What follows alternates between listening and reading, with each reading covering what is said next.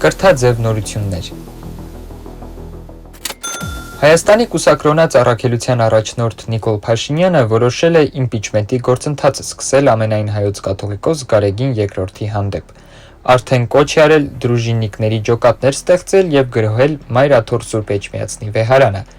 Եվ ինչպես ԱԺ Հայաստան խմբակցության падգամավորներից մեկի օգնականներ գրել, 5000 զավակ սպանողը մեղադրում է մեկին զավակ ունենալու մեջ։ Սրան զուգահեռ տևական ժամանակ է Նարեկ Մալյանն է մի ուրիշ իմպիչմենտի գործընթաց նախաձեռնել, այս դեպքում Նիկոլ Փաշինյանի դեմ։ Համախորհրդարանական ու քոչարյանական ընդդիմությունը ընդդիմանում է։ Ասում են Քոչարյանը սրանից քյար չունի։ Քոչարյանական падգամավորներից Աղվան Վարդանյանը Նարեկ Մալյանին խորհուրդ է տալիս հանգիստ մնալ տեղում, այսինքն խելոք մնալ, չնայած այդ ամենը իրար ջան ասելով ու լսելով են անում։ Սեյրան Օհանյանը ցրում է, մնացածներն էլ տանը չեն։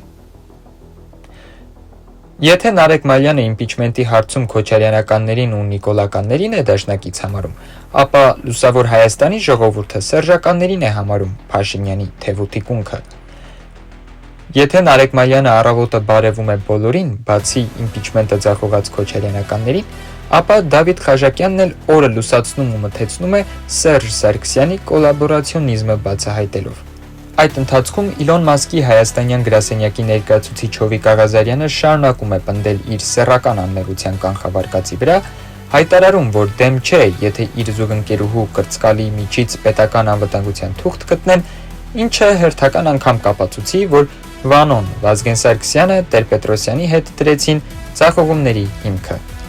Այսօր այսքանը, կհանդիպենք նորաձև ապագայում։